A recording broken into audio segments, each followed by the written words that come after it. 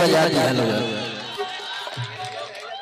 आज बड़ा खुशी के दिन बा, हमने के बड़ भैया नितेश भैया का आज तिलकोत्सव रहल। आप सब लोग पूरा आशीर्वाद देला। आज भोजपुरी एक से बढ़ के एक कलाकार मंच पर रहेला। हम तो मानला बहुत छोट कलाकार हैं। हमारे दोनों प्यारा भाई अंकुश राजा जे की दिल से बहुत प्यार करे नहीं लोग भी, हम भी करीला। और एक बार ये दोनों भाई के प्यार खातिर ताली बजे के चाहिए।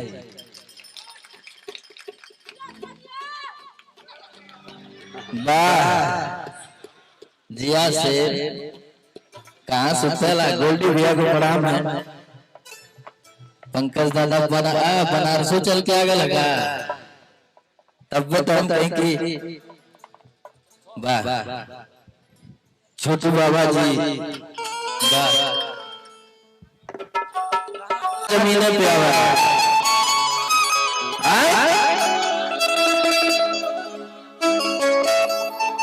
बहुत प्यार आशीर्वाद आप लोगों को मिले। तमाम गीत आज बहुत बड़ा बड़ा गीत है। मंच पे जितना भी भोजपुरी के कलाकार लोग आए बा, सब लोगों के स्वागत बा, दिल से धन्यवाद बा। चला आवा भैया।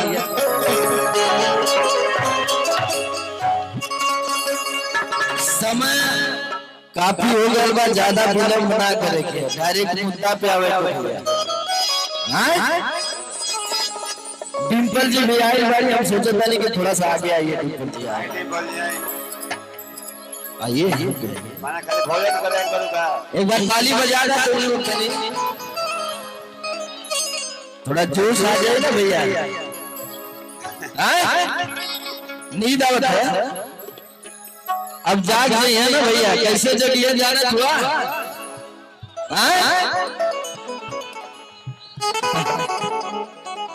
देखा हम कैसे जगाई लाई, पहले भी देखा कि हम कैसे जगाई लाई। हाँ यही पर रहिए। हाँ यही पर हमें ठीक लगी। थोड़ा ही उठाइए ना भैया, क्या कर रहे हैं उठाइए।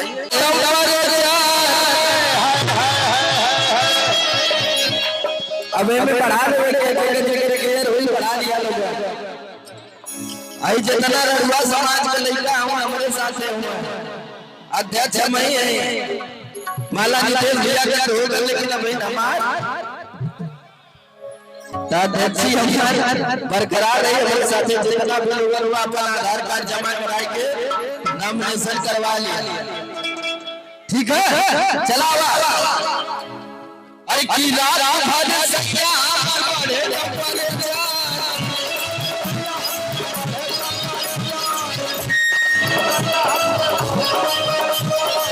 भैया भैया भैया इधर बाबू की तरफ से बहुत सारा आशीर्वाद आवता है।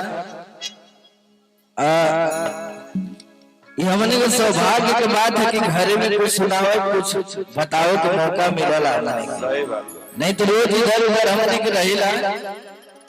वाह आवा डिंपल जी एक मिनट आप आगे आ जाइए, थोड़ा सा माहौल बनेगा ना।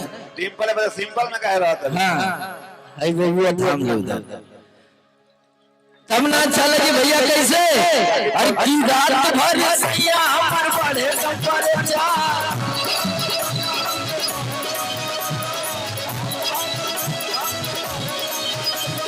रात भर सैया हमर पढ़े संपरे जा।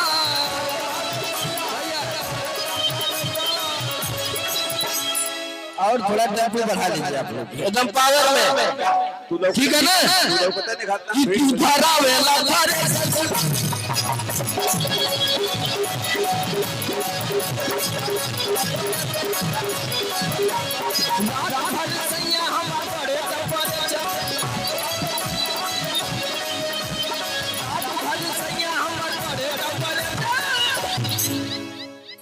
आई मोबाइल नीचे रखा है कैसे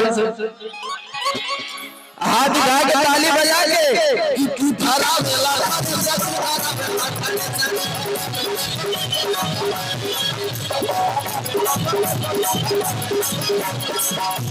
तो मैं अरुआ को हाथ दिया भैया। लेकिन हमारे तोरे मती मरद का कहा लगावे अरे कैसे छली पूरी रही रोटिया बेलाई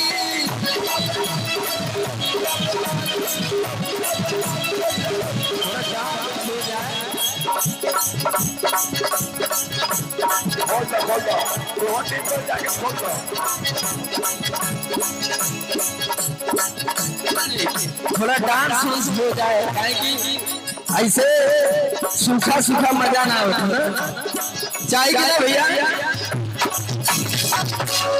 तो जोरदार ताली होके के चाहिए तब डिम्पल जी रहती है हमारे साथ ब्यास के लोग थोड़ा साइड कराओ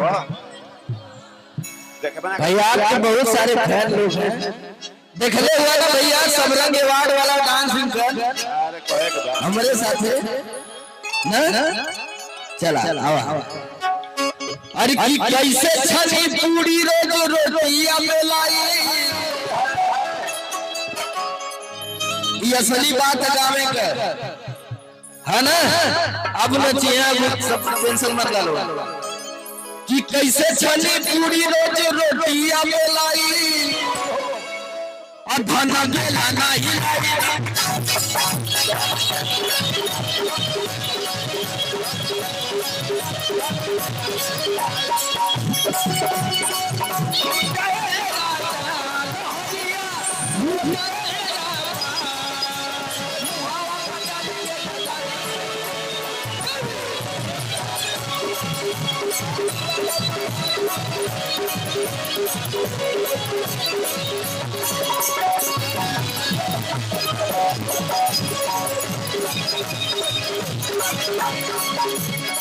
मेरे रुआ कहा दिया भैया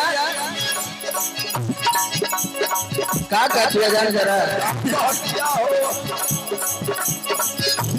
भैया भैया भैया भैया अरे की जहिया से चढ़ल बाटे चैत के महीना असुले लाला घरवा बनावे बिना कहते जी रात भर कहां रहला तू कि जहिया से चढ़ल बाटे चैत के महीना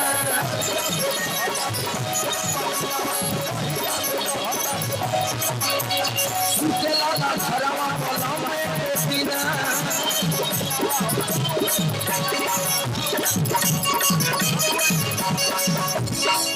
अरे काफी काफी तकिया काफी काफी तकिया बिगाड़ चलाने जा काफी काफी तकिया बिगाड़ चलाने जा